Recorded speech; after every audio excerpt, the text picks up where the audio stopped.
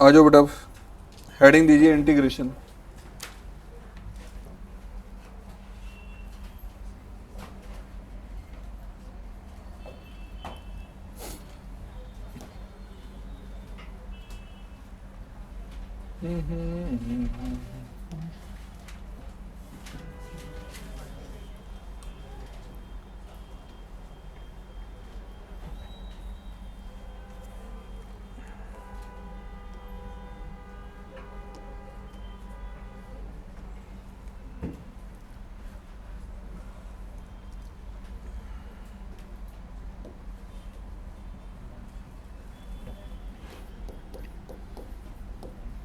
Integration के बाद जो अगला चैप्टर आता है वो चैप्टर नंबर 8 है आपका, एप्लीकेशन ऑफ इंटीग्रेशन। एप्लीकेशन और डेरिवेटिव थोड़ा टेढ़ा चैप्टर है, जबकि एप्लीकेशन ऑफ इंटीग्रेशन बहुत इजी चैप्टर है। उसके बाद आता है चैप्टर नंबर 9, नाम है उसका डिफरेंशियल इक्वेशन। प्यारे बच्चों, डिफरेंशियल इक्वेशन में 90% ये चैप्टर इंटीग्रेशन है। 90% ये चैप्टर इंटीग्रेशन होगा, 10% जो बचेगा वो डेरिवेटिव होगा।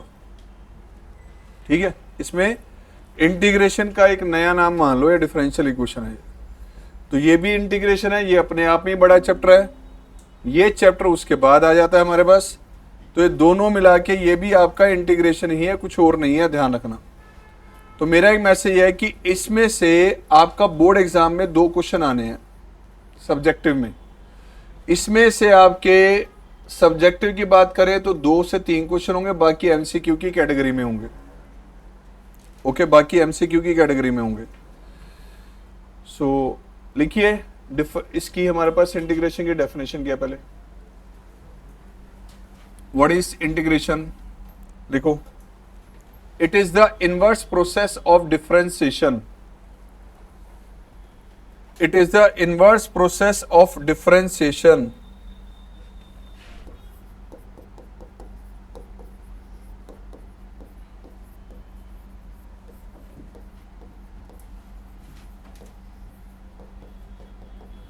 डिफरेंशिएशन हमारे पास क्या था, ये सारे आप लोग कर चुके हैं। ठीक है, अब इंटीग्रेशन क्या, उसका रिवर्स करना है, बिल्कुल ठीक उल्टा। मतलब नोट नहीं करना अगले 10 मिनट प्लीज। आपको एक फंक्शन दिया गया, आप एक फंक्शन को जब गिवन होता है तो आप उसका लेते हैं डेरिवेटिव, डिफरेंशिएट करते हैं विद रिस्पेक्ट टू एक्स। आपने डिफरेंशिएट किया तो प्यारे बच्चों डेरिवेटिव आ गया एफ डैश एक्स, जिसको हम लिखते हैं। आपको पहले ये गिवन होता था, डिफरेंशिएट करके आप स्टेप पे आते थे, यहां से रिवर्स स्टेप पे आते थे। इस प्रोसेस को कहते हैं डिफरेंशिएशन। अब क्या होगा, अब आपको ये गिवन होगा, क्या गिवन होगा, डेरिवेटिव। किसका डेरिवेटिव दिया हुआ है वो फंक्शन निकालने के लिए कहा जाएगा। अब आपको ये गिवन होगा, मैं वापस यहां पे आना है। इस प्रोसेस को कहा जाएगा इंटीग्रेशन। ये जो प्रोसेस यहां से यहां पे जाने में लगेगा, उस प्रोसेस को कहते हैं हम इंटीग्रेशन। मतलब जो पहले से गिवन होगा वो डेरिवेटिव है। पहले फंक्शन दिया जाता था, डिफरेंशिएट करके डेरिवेटिव निकालते थे। अब आपको डेरिवेटिव दे रखा होगा, किसका डेरिवेटिव दिया हुआ है वो फंक्शन आइडेंटिफाई करना है। लाइक मान लो आपको एक फंक्शन दिया गया y is equal to sine x, आपने इसको डिफरेंशिएट किया, differentiate with respect to x, dy by d x आ गया आपके पास cos x, तो साइन एक्स का डेरिवेटिव आ गया cos x।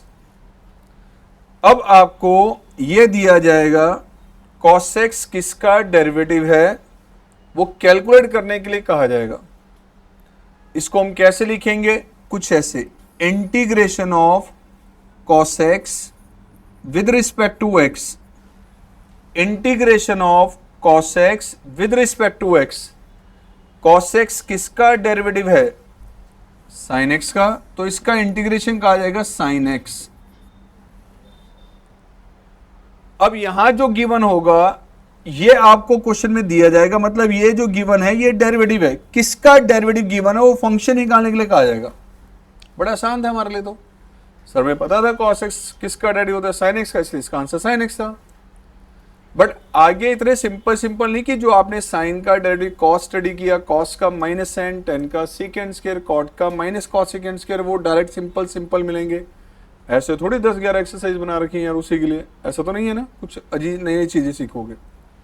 तो यहां सबसे पहला पॉइंट, ये जो आपको दिया जाएगा ये पहले से गिवन होगा, ये किसका डेरिवेटिव है वो फंक्शन निकालना है। साइन एक्स का डेरिवेटिव क्या था? Cos x. बच्चों साइन एक्स प्लस 5 का डेरिवेटिव क्या होगा? वो भी cos x होगा। साइन एक्स प्लस 50 का डेरिवेटिव क्या होगा? सर वो भी cos x होगा। साइन एक्स प्लस 150 का डेरिवेटिव क्या होगा? सर वो भी cos x होगा। तो cos x किसका डेरिवेटिव था? क्या सिर्फ साइन एक्स का था?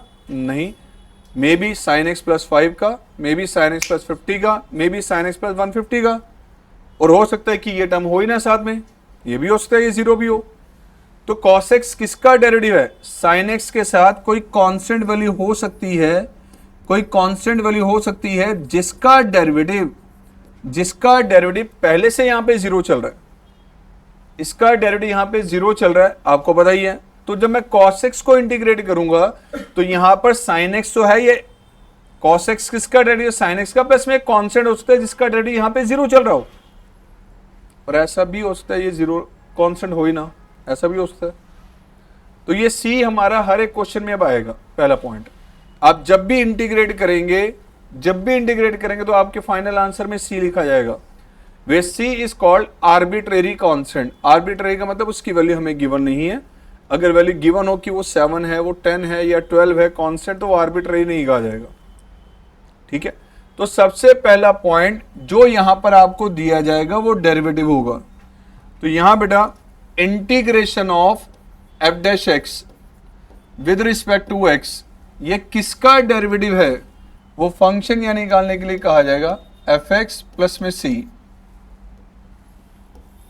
ये आपका रहेगा वेरी फर्स्ट स्टेप। सारे क्वेश्चंस की कैलकुलेशन ऐसे चलनी है। अब स्टार्टिंग में क्या होगा? स्टार्टिंग में ये होगा कि जो आप लोगों ने डेरिवेटिव्स में स्टैंडर्ड डेरिवेटिव स्टडी किए थे, साइन का कॉस, कॉस का माइनस साइन, टेन का सीकेंड के रिवर्स, वही फॉर्मूले बन जाएंगे स्टार्टिंग वहां से। तो वेरी बिगिनिंग बेटा हमारे पास कहां से होगी? इसको मैं नाम दे दूंगा स्टैंडर्ड इंटीग्रल्स। क्या लिख रहा हूं मैं? Standard integrals. First integration of sine x. बेटा cos x का डेरिवेटिव क्या होता है? Minus sine x. तो माइनस cos x का डेरिवेटिव क्या होगा? वो साइन एक्स आएगा। साइन एक्स किसका डेरिवेटिव है? माइनस cos x का, तो इसका इंटीग्रेशन होगा माइनस cos x प्लस सी। उसी तरह से इंटीग्रेशन ऑफ cos x किसका डेरिवेटिव है? तो इसका इंटीग्रेशन होगा sine x plus C, and what is C? Arbitrary constant. क्या कहेंगे हम? Arbitrary constant. Similarly integration of secant square x, किसका डेरिवेटिव है ये? 10x का, तो इंटीग्रेशन आ जाएगा इसका 10x plus C. Integration of cosecant square x, ये किसका डेरिवेटिव है? Minus cot x. कुछ इसी तरह से इंटीग्रेशन ऑफ सीकेंड एक्स 10x, किसका डेरिवेटिव है ये? Secant x plus C. The next one is integration of cosecant x and cot x, ये किसका बेटा? Minus cosecant x plus C. आप इसका डेरिवेटिव लेंगे तो ये आएगा। तो पहला पॉइंट आपको एक तो चीज क्लियर होनी चाहिए कि जो हमें यहां पर गिवन होगा वो क्या है? ये डेरिवेटिव है। किस फंक्शन का डेरिवेटिव फंक्शन निकाल रहे हैं हम। डिफरेंशिएशन, बच्चा कहता है सर इसमें डिफरेंशिएशन काफी यूज होने वाला है क्या? नहीं, नहीं, बिल्कुल नहीं। डिफरेंशिएशन डिस्टर्ब है, टेंशन मत लेना, ये हो जाएगा, बिल्कुल हो जाएगा। सिर्फ इतना पता होना चाहिए जो 11th में डेरिवेटिव पढ़ा था, बस उतनी जानकारी है तो ये समझ आ जाएगा पूरा chapter. Product rule, question rule और थोड़ा बहुत चेन रूल, बस इतनी जानकारी होनी चाहिए। इतने से आपका ये चैप्टर पूरा 100% कमांड में आएगा। तो मेरा मैसेज ये है कि 12th क्लास के जो डेरिवेटिव्स पढ़े हैं वो इंटीग्रेशन को डिस्टर्ब नहीं करने वाले। ठीक है, ध्यान रखना। इससे next integration of e raise to power x, किसका डेरिवेटिव है e की power x? E raise to power x का। Integration of 1 upon x, 1 by x किसका डेरिवेटिव होता है? लॉग एक्स का। तो 1 बाई एक्स का इंटीग्रेशन क्या होगा? Log x. बट आप सबको पता है कि लॉग जो है सिर्फ पॉजिटिव वैल्यूज का पॉसिबल होता है, नेगेटिव का लॉग एग्जिस्ट नहीं करता। इसीलिए लॉग के साथ ये वैल्यू को कंफर्म करने के लिए पॉजिटिव है, इसलिए मॉड लगाना पड़ेगा आपको। किसी क्वेश्चन में पहले से अगर मैसेज आपको दे दे कि एक्स की वैल्यू पॉजिटिव है तो आप मॉड ना लगाएं, चलेगा। लेकिन आमतौर पे गिवन नहीं होगा कि एक्स पॉजिटिव है नेगेटिव, बताएगा नहीं, तो वहां फिर आपको ये मॉड लगाना जरूरी हो जाएगा। ध्यान रखना, अपनी सेफ्टी के लिए मॉड हमेशा लगाना है। The next one is integration of 1 upon root 1 minus x square, किसका डेरिवेटिव है? Sine inverse x. और देखें तो कॉस इनवर्स का जो डेरिवेटिव होता है इसका नेगेटिव होता है, तो मैं ये भी कहता हूं कि ये माइनस कॉस इनवर्स एक्स का डेरिवेटिव है। यानी इसका इंटीग्रेशन आप ये भी यूज कर सकते हैं, ये भी कर सकते हैं। Next one, integration of 1 upon 1 plus x square, this is sine inverse x, otherwise minus cot inverse x. Integration of 1 upon mod x and root of x square minus 1, this is secant inverse x या minus cosecant inverse x plus c, and the last one is constant 5x का derivative क्या होता है? 5, 7x का, 10x का, 12x का। Constant भाई 5 किसका डेरिवेटिव है? 5 किसका डेरिवेटिव है? 5x का। 7 किसका डेरिवेटिव है? 7x का। तो k किसका डेरिवेटिव है? This is kx plus c, right. k क्या है यहां पर? Constant value. क्या गिवन था यहाँ पे? फंक्शन गिवन है या डेरिवेटिव गिवन है? क्या निकाल रहे हैं हम? अब आ रहा है सबसे इंपॉर्टेंट, x की पावर n+1 ओवर n+1 एक क्वांटिटी मैंने ली और मैं निकाल रहा हूं इसका डेरिवेटिव। जब डेरिवेटिव लेते हैं तो आपको होता है कि कोई भी कांस्टेंट वैल्यू अगर मल्टीपल में हो या डिवीजन में हो कांस्टेंट, तो उस कांस्टेंट को हम बाहर ले सकते हैं। कुछ इसी तरह से इसमें x तो है वेरिएबल, n+1 कांस्टेंट है, तो n+1 को अगर हम बाहर ले लें तो डेरिवेटिव लेना आपने x की बाहर। अब डेरिवेटिव जब इसका लिया तो क्या आ रहा है? ये 1 अपॉन n+1, क्या होगा इसका derivative? n+1 x raise to power, क्या ये कैंसिल आउट हो रहा है? आपने इसको कैंसिल आउट किया तो x raise to power n+1 over n+1 का जब कैलकुलेट किया आपने डेरिवेटिव, तो डेरिवेटिव आ रहा है आपका x की पावर n। इसका डेरिवेटिव ये है, निकाल के दिखाया अभी आपको। तो इसका इंटीग्रेशन क्या होगा फिर? This one.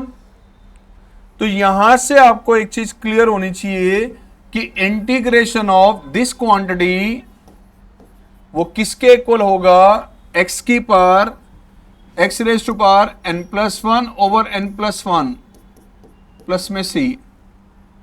यहां पर n की हर एक वैल्यू पॉसिबल है, यहां पर n की हर एक वैल्यू पॉसिबल है, सिर्फ और सिर्फ -1 पॉसिबल नहीं है। n कोई भी रियल नंबर हो सकता है, पॉजिटिव, नेगेटिव, डेसिमल में, फ्रैक्शन में, सब अलाउड है, -1 नहीं। -1 अगर होगा तो ये बन जाएगा बेटा -1 + 1, ये तो नॉन डिफाइंड आ जाएगा। तो सर -1 अगर हुआ तो फिर हमें क्या करना पड़ेगा? देखो x की पावर -1 के लिए इसको मैं लिख सकता हूं 1 अपॉन x। 1 बाई x का इंटीग्रेशन क्या था? किसका डेरिवेटिव है ये? लॉग का। किसका? लॉग का। तो -1 अगर होगा तो आप उसके लिए ये यूज करेंगे, -1 के अलावा कोई भी वैल्यू होगी तो उन सब के लिए ये यूज किया जाएगा। लाइक मान लो आपको दिया गया इस बेसिक सिंपल सा क्वेश्चन, इंटीग्रेशन ऑफ x की power 5 1 upon root x plus में x की पावर 3x की पावर 5 3x की पावर 7 मान लो ये दिए। तो ये जो इंटीग्रल का साइन और जो ये dx लिखा है इसके बीच में जो भी होगा वो डेरिवेटिव है। पहला पॉइंट, ये डेरिवेटिव है। किसका डेरिवेटिव? फंक्शन निकालना हमने। तो यहां बेटा इंटीग्रेशन ऑफ x की पावर 5, इसको मैं लिख सकता हूं x की पावर, दिस इज 3x की power 7, x raise to power n का इंटीग्रेशन क्या है? x की पावर n+1 अपॉन कौन सी वैल्यू n की अलाउड नहीं है यहां, बाकी सब अलाउड है। तो x raise to power n के अकॉर्डिंग x की power n+1 over n+1, same here x की power n+1 over n+1, and this is 3 multiple में है, सेम रहेगा x की power n+1 over n+1 plus c। Sir multiple में 3 था, क्यों सेम रहेगा? बेटा हम ये कहां से स्टडी कर, किसका रिवर्स ले रहे हैं? डेरिवेटिव्स का।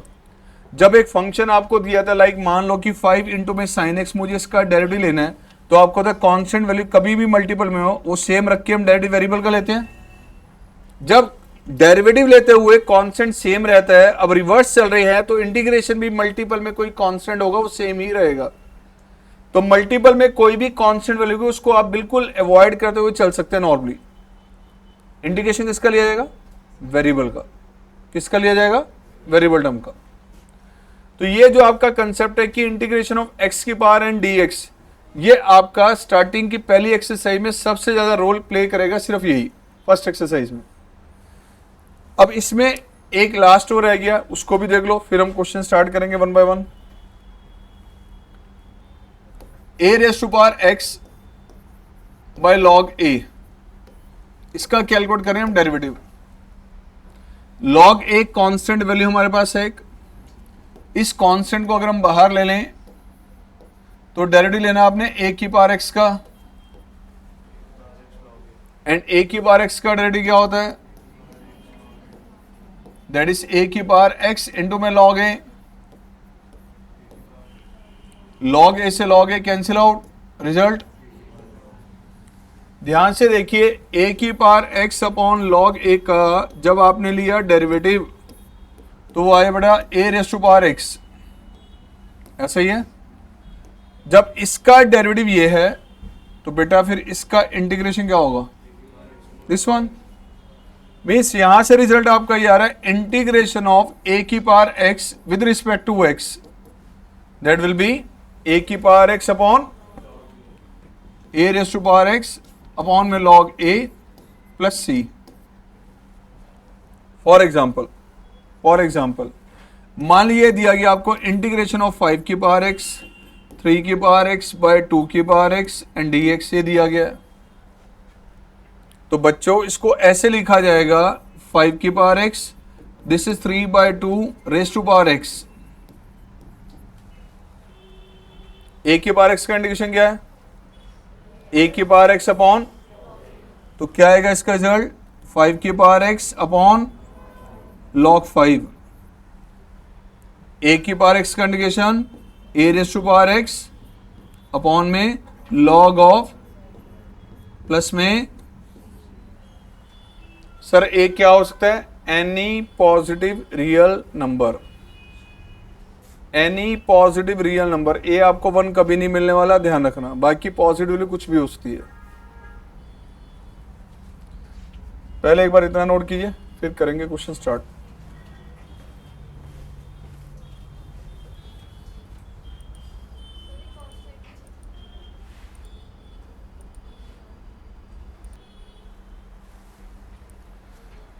सो बेटा ये जो अभी हमने बेसिक रिजल्ट स्टडी किए, चैप्टर की बिगनिंग यहीं से चलनी है। लाइक जैसे हमारे पास जो है बड़ा एक सिंपल सा बेसिक सा एग्जांपल ले रहा हूं अभी आपके सामने। इंटीग्रेशन ऑफ x की power 5 3 second square x plus में 5 cos x plus 4 and dx, ये दिया गया। इस इंटीग्रल का जो रिजल्ट आएगा, आमतौर पे इंटीग्रल के हर एक क्वेश्चन को i से डिनोट किया जाता है। I stands for integral, means x raised to power 5 3 secant square x plus में 5 cos x प्लस में 4 एंड dx। x की पावर n का इंटीग्रेशन क्या बताएगा आपको, x raise to power n+1 over n+1।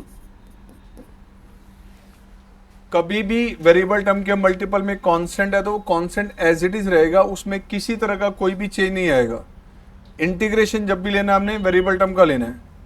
Now secant square किसका derivative होता है, तो इसका इंटीग्रेशन आएगा बेटा आपका, this is 3 tan x। cos x किसका डेरिवेटिव है, sin x का। 4 किसका डेरिवेटिव है, 4x प्लस c। तो रिजल्ट आ गया बेटा आपका x raise to power 6 by 6 3 tan x plus में 5 sin x plus 4x plus c, where c is an arbitrary constant, arbitrary constant। बेटा जी अब स्टार्टिंग में होता क्या है, जब हम इंटीग्रेशन स्टार्ट करते हैं, क्योंकि डेरिवेटिव्स का रिवर्स चल रहे हैं और गाड़ी सीधी चल रही है तो कोई दिक्कत नहीं है यार। जैसे बैग डाल के वापस रिटर्न करना पड़ता है तो वहाँ कहीं ना कहीं गाड़ी लगने के चांसेस ज़्यादा हो जाते हैं। बिगनिंग में आप लोग मिस्टेक कहीं ना कहीं कर रहे होंगे कि जैसे साइन का डेरिवेटिव cos x होता है, cos का माइनस sin x होता है, तो जब हमें इंटीग्रेशन लेना होगा वहाँ हम डेरिवेटिव ले रहे होंगे, एक दो जगह मिस्टेक हो गई है।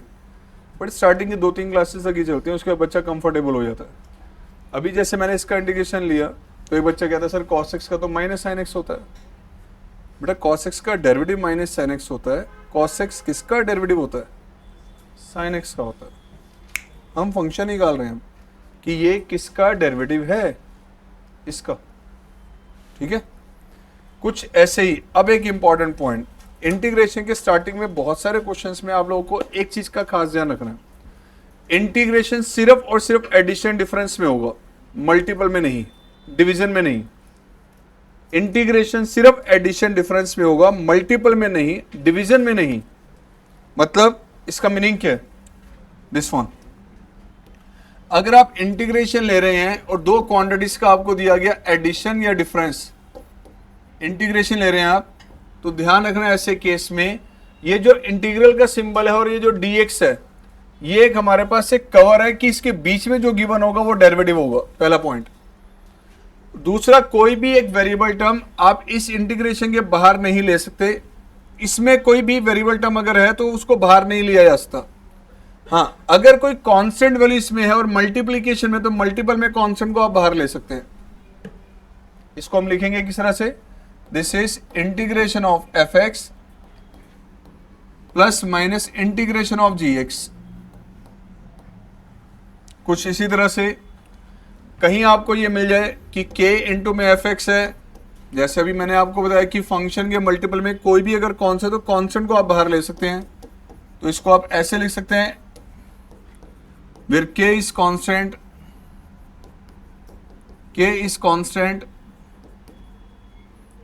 अब ये स्टेप गलती से मत ले लेना कहीं, integration of f x into में जी एक्स दिया हुआ कहीं, दो वैल्यूज का मल्टीपल, दो वेरिएबल टर्म का मल्टीपल है। सोचे कि हम फर्स्ट का भी इंटीग्रेशन ले लें और उसके साथ साथ हम सेकंड का भी इंटीग्रेशन ले लें, मल्टीप्लाई कर दें उसके बाद, तो ऐसा नहीं है बेटा। And this step is completely wrong, ध्यान रखना। मल्टीपल में दो वैल्यूज का अलग अलग इंटीग्रेशन नहीं ले सकते हम लोग, मल्टीपल में दो वैल्यूज का अलग अलग इंटीग्रेशन नहीं ले सकते हम। अगर न्यूमरेटर बाय डिनोमिनेटर यानी कि दो वेरिएबल टर्म आपको क्वेश्चन फॉर्म में दी हुई हैं, तो न्यूमरेटर में अलग इंटीग्रेशन, डिनोमिनेटर में अलग इंटीग्रेशन, ऐसा पॉसिबल नहीं है। ये भी स्टेप आपका रॉन्ग हो जाएगा कि न्यूमरेटर में अलग इंटीग्रेशन ले लें, डिनोमिनेटर में अलग। जैसे मान लो एक बच्चा कहता है सर, मान लो क्वेश्चन ये आ गया, इंटीग्रेशन ऑफ 2 की पावर x अपॉन 3 की पावर x से दे दिया। सर मैं ऊपर भी फॉर्मूला लगा दूं, नीचे भी लगा दूं, a की पावर x अपॉन log ऊपर भी लगा दें और नीचे भी लगा दें, तो सर ऐसा नहीं है। गलती से मत कर देना, कहीं कहो कि सर 2 की पावर x अपॉन में log 2 एंड डिनोमिनेटर में कर दे कहीं 3 की पावर x अपॉन में log 3, तो ये रॉन्ग है बेटा, ये रॉन्ग है। तो क्या करेंगे सर इसको हम, अगर यही क्वेश्चन आता है तो हम क्या करेंगे, इसको हम लिखेंगे इंटीग्रेशन ऑफ 2/3 की पावर x एंड a की पावर x का इंटीग्रेशन क्या होगा, a की पावर x अपॉन में log of a plus c, right. Multiple addition difference में अलग अलग इंटीग्रेशन कर सकते हैं। फंक्शन के मल्टीपल में कोई भी कांस्टेंट वैल्यू अगर गिवन होगी तो उस कांस्टेंट को बाहर लिया जा सकता है। मल्टीपल में दोनों का सेपरेट अलग अलग इंटीग्रेशन या डिवीजन फॉर्म में दोनों का अलग अलग इंटीग्रेशन पॉसिबल नहीं है। मान लो क्वेश्चन ये आ गया, integration of x square plus 1 into में एक्स माइनस 3, ये दे दिया गया। क्या दो का मल्टीपल है या नहीं? ऐसा मत कर देने कि इसका इंटीग्रेशन अलग कर दें, इसका अलग कर दें। इंटीग्रेशन सिर्फ एडिशन डिफरेंस से पॉसिबल है। फंक्शन को एडिशन डिफरेंस में कन्वर्ट करना पड़ेगा। यस, तो integration of x square plus 1 into में एक्स माइनस 3 अगर आपको दिया हुआ है तो आप इसको मल्टीप्लाई करके पहले एडिशन फॉर्म में लाएंगे। ये दे दिया गया बेटा, एक्स की पावर एन का इंटीग्रेशन एक्स की पावर एन प्लस 1 ओवर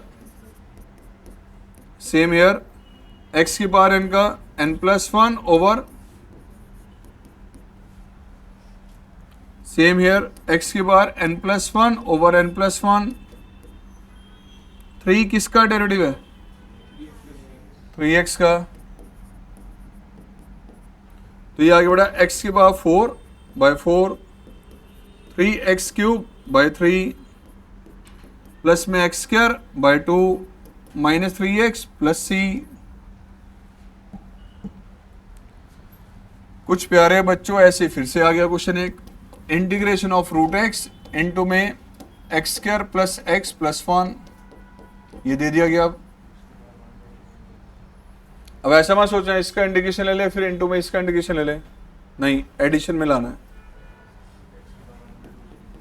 ये एक्स की डिग्री कितनी है? 1/2 x square plus x plus 1, इसे मल्टीप्लाई किया आपने, एक्स की बार प्लस एक्स की बार 3/2 plus x raise to power 1/2। Now x की बार एन का इंटीग्रेशन एक्स की बार n plus 1 over n plus 1। Same here बेटा, एक्स की बार n plus 1 by n plus 1, x की बार n plus 1 by n plus 1 plus c. तो क्या आ गया इसका रिजल्ट?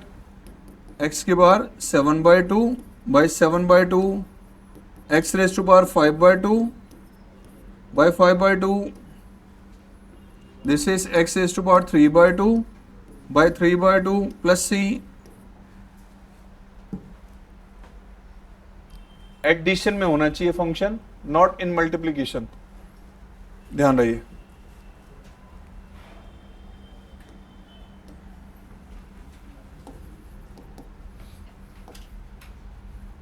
थ्री की पावर x प्लस 5 की पावर x बाय 2 की पावर x। अब न्यूमरेटर में अलग इंटीग्रेशन, डिनोमिनेटर में अलग इंटीग्रेशन मत कर देना। अभी बताया आपको एडिशन डिफरेंस में इंटीग्रेशन पॉसिबल है, तो आप इसको ऐसे लिख सकते हैं 3 की power x by same here 5 raise to power x upon, तो ये आ जाएगा बेटा आपका 3/2 plus 5/2 whole raise to power x। क्या होगा इंटीग्रेशन? अब a raise to power x का a raise to power x upon same बेटा 5/2 raise to power x by log of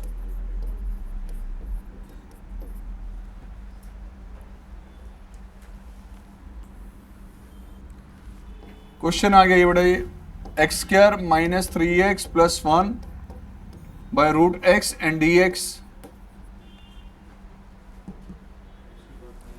क्या न्यूमरेटर में अलग और डिनोमिनेटर में अलग इंटीग्रेशन कर दें? नहीं, ऐसा होता नहीं है, आपको पता है। तो इसको हम क्या करेंगे बेटा, x square by root x 3x by root x plus 1 by root x and d x. This is x square over x की बार 3x ओवर एक्स की पावर सेम 1 अपॉन एक्स की पावर 1/2 बेस सेम है, degree ऊपर less कर दी बेटा, half इसमें लेस किया दो, सेम हाफ इसमें लेस किया प्लस एक्स की पावर क्या होगा इंडिकेशन बताओ, एक्स की power n, this is n+1 over same 3x की power n+1 over n+1 same here बेटा x की power -half +1 over -half +1 plus c। आगे सिंप्लीफाई कर लेना इसको। तो अभी तक क्या समझ आया आप लोगों को? क्या मल्टीपल में इंटीग्रेशन होगा? क्या डिवीजन में होगा? इंटीग्रेशन किस में पॉसिबल होगा? एडिशन डिफरेंस में। किस में होगा? एडिशन डिफरेंस में। मान लीजिए क्वेश्चन आपको एक ये दे दिया गया, integration of secant square x over cosecant square x. अब बच्चा कहता है सर हमें पता है सीकेंड स्क्वायर किसका डेरिवेटिव होता है? 10x का।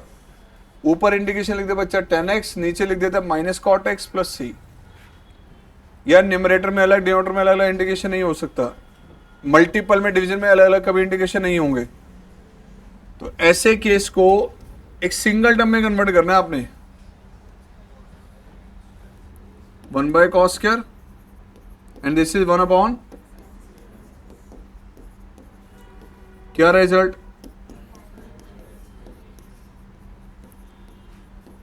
इंटीग्रेशन लेना है। पता ही नहीं सर tan स्क्वायर किसका डेरिवेटिव होता है। आइडेंटिटीज पढ़ी थी 10th की, हमें पता है tan थीटा का डेरिवेटिव जो है सीकेंड स्क्वायर होता है।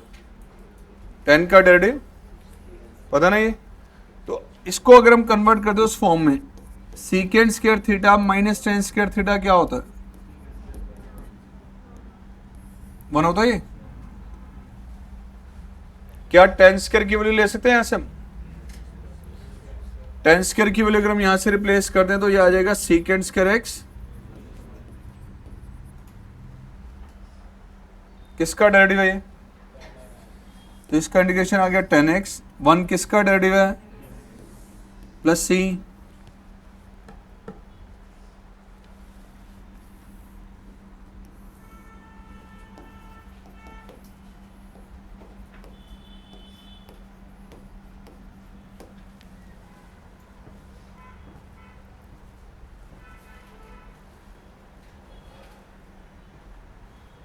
मल्टीपल में है बच्चों, मल्टीपल में इंटीग्रेशन नहीं होता, मल्टीपल में नहीं होता।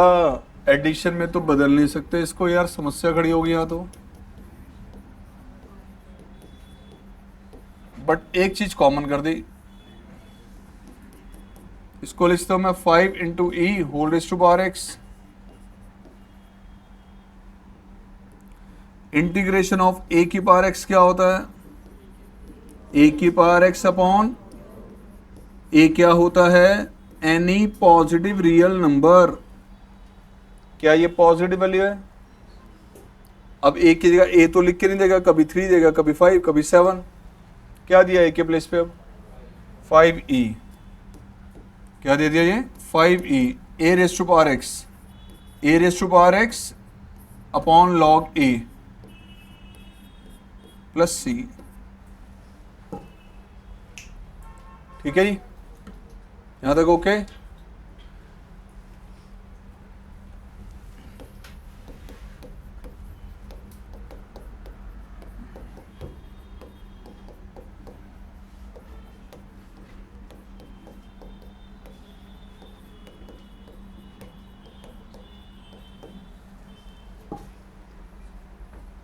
क्या लिखा ध्यान से देखो।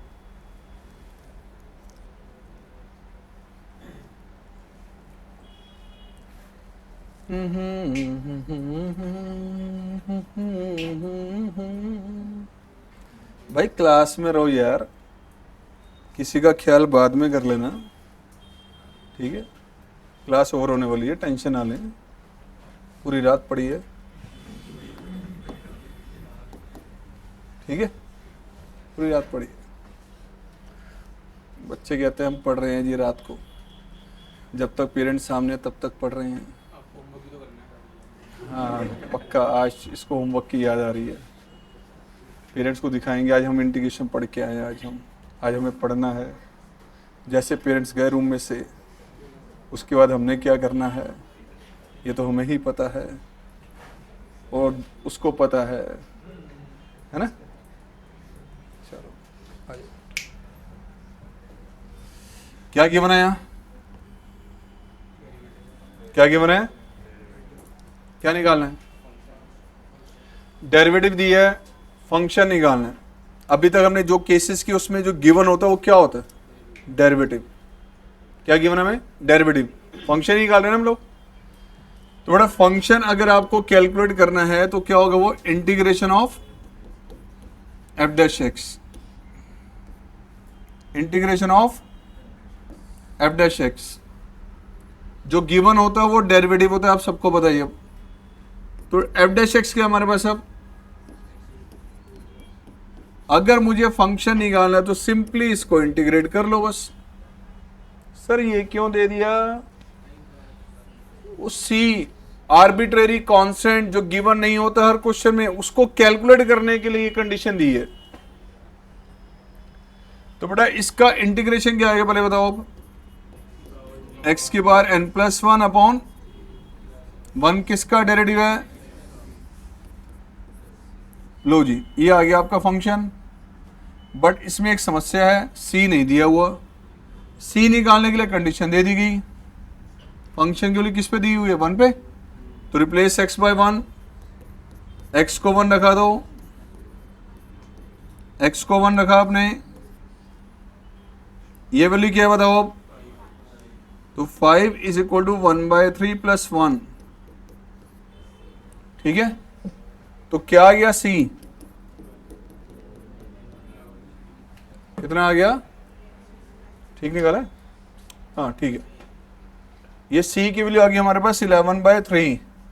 ये c बेचारा यहां पे कर दो प्लीज। तो जैसे इसको प्लेस किया तो फंक्शन का आंसर क्या आ रहा है? x³/3 प्लस x प्लस में 11/3। ये आपका आंसर है। ठीक है जी। हर क्लास में इंटीग्रेशन में कुछ ऐसे क्वेश्चन होंगे, हर एक्सरसाइज में जो बोर्ड से कुछ रिपीटेड बार बार क्वेश्चन आएंगे। तो आज पहली क्लास में इंटीग्रेशन का मैं वो क्वेश्चन कराने जा रहा हूं, पहली क्लास में जो बोर्ड एग्जाम में कई बार आया है, सिंपल सा है और ये बार बार यूज होने वाला है। ध्यान से देखना। और वो क्वेश्चन है ये, आज का मोस्ट इंपॉर्टेंट क्वेश्चन वो आपका ये है, वेरी फर्स्ट क्लास का। प्यारे बच्चों, इसी के साथ साथ बिल्कुल ऐसा क्वेश्चन ये भी बनेगा, बिल्कुल ऐसा क्वेश्चन आपका ये भी बनेगा। जिस मैनर से हम ये क्वेश्चन करेंगे उसी मैनर से क्वेश्चन ये भी होगा, और कुछ उसी मैनर से क्वेश्चन फिर ये भी होगा, और उसी मैनर से क्वेश्चन ये प्लस की जगह माइनस भी दे सकता है। And cos x over 1 plus minus cos x, ये सारे क्वेश्चन का मैनर एक ही है और ये सारे बोर्ड में आ चुके हैं। ठीक है, एक ही मैनर। देख लो वैरायटी पहले। ये पहली कैटेगरी है पहली क्लास की, रैशनलाइज। एक ही स्टेप रैशनलाइज। ये क्वेश्चन साइन कॉस में होंगे, ना टेन में, ना कॉट में, ना सेकेंड में, ना कॉसेकेंड में, सिर्फ साइन कॉस में। एक ही स्टेप रैशनलाइज। तो कैसे करना है देखो इधर। 1/1 प्लस साइन एक्स आपको गिवन है, मैंने 1 माइनस साइन एक्स से मल्टीप्लाई डिवाइड कर दिया।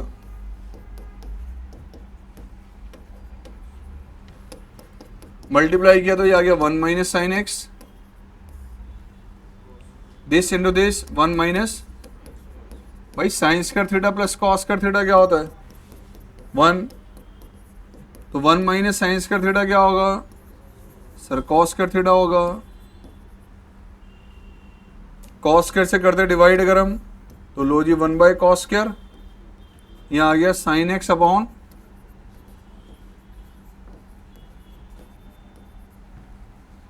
क्या आ गया रिजल्ट? ये सीकेंड square x minus सीकेंड x ten x. बताइए इसका इंडिकेशन क्या होगा? 10x। अगले का क्या होगा, माइनस सीकेंड एक्स, प्लस में सारे क्वेश्चन जो यहाँ डिस्कस किए हैं इसी मैनर से होंगे, इसी मैनर से होंगे। सब्र